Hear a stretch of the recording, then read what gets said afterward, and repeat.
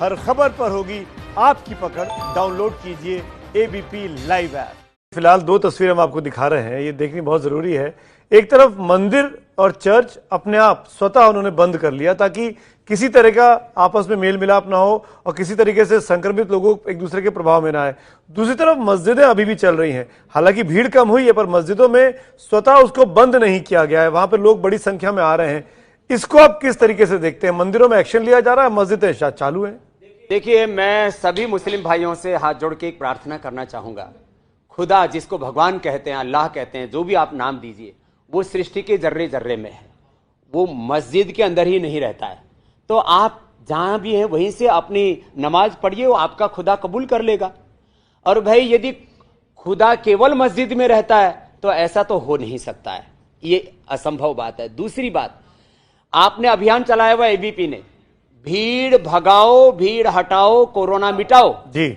जब भीड़ में संक्रमण में कौन व्यक्ति, एक व्यक्ति संक्रमित है तो मैंने अभी बोला था, वो मात्र 2-3 सप्ताह में 1 करोड़ लोगों को चपेट में ले सकता है। ये हमारी मुस्लिम जनता के हित में बात है।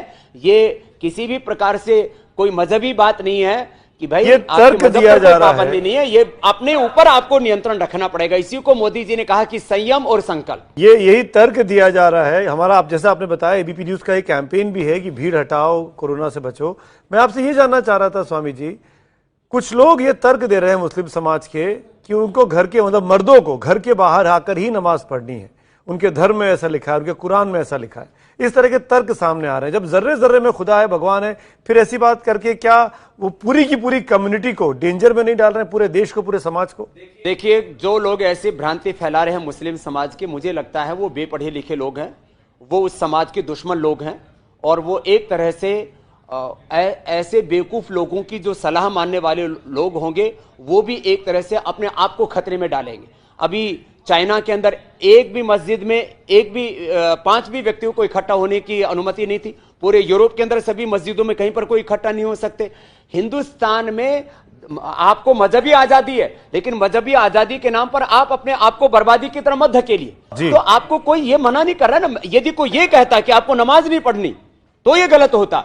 आप ये कहा जा रहा है कि भाई, आप यदि आप मस्जिद में अकेले जाकर के नमाज पढ़ते हैं तो आप कर लीजिए, सुबह से शाम तक रूटीन बना लीजिए कि जो है, यदि एरिया उसका जितना है तो आप 10-10 फीट का डिस्टेंस मेंटेन कीजिए, और जितने लोग आ सकते हैं उतनों को आप एंटर करवाइए और उनसे जो है आप नमाज पढ़ें, कोई दिक्कत नहीं है। स्वामी जी, अयोध्या में रामनवमी का मेला होने वाला है। महंत नृत्य गोपाल दास भी कह रहे हैं कि ये बीमारी कुछ नहीं है, आप आइए, बड़ी संख्या में आइए अयोध्या में। आप उनको क्या कहना चाहेंगे? उनको भी उसी कैटेगरी में कोई भी हो, चाहे वो हिंदू, चाहे वो जैन, बौद्ध, सिख, इस्लाम, ईसाईयत, किसी भी मजहब को मानने वाले लोग हैं, इस समय किसी को भी भीड़ जुटाने की जरूरत नहीं है। मैं कहीं पर भी जाऊं तो मेरे साथ में सामने 10, 20, 50 हजार लोग बैठ करके योग करने के लिए तैयार हैं।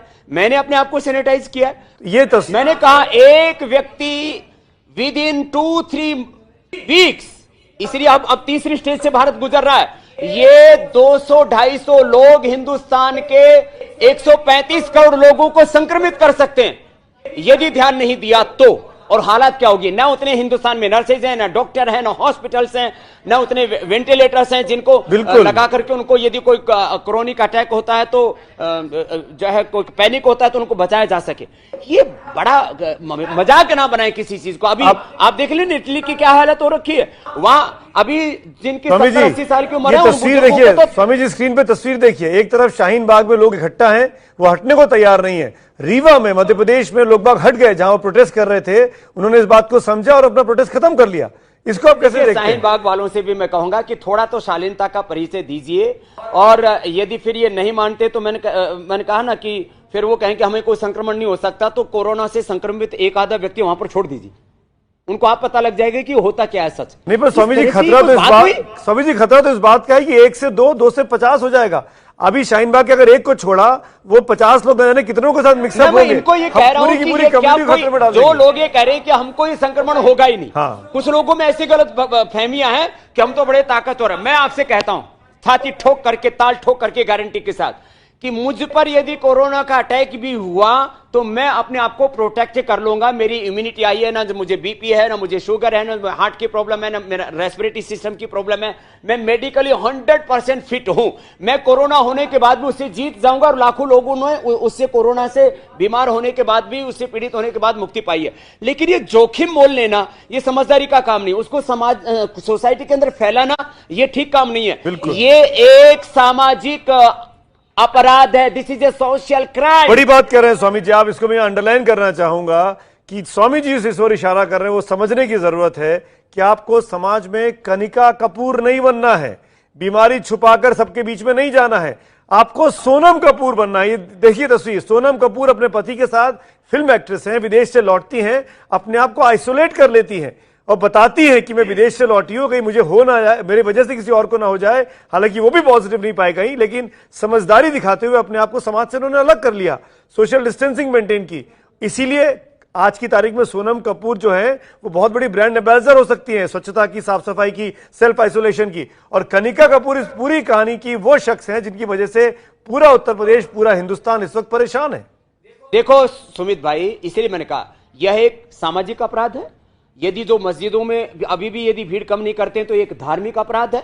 और यदि फिर भी कोई जो है बाज नहीं आता है भीड़ बढ़ाने से, तो एक तरह से ये राष्ट्रीय अपराध है, देश के साथ द्रोह है, देशद्रोह जैसा काम है। इस तरह के काम नहीं करने चाहिए लोगों को।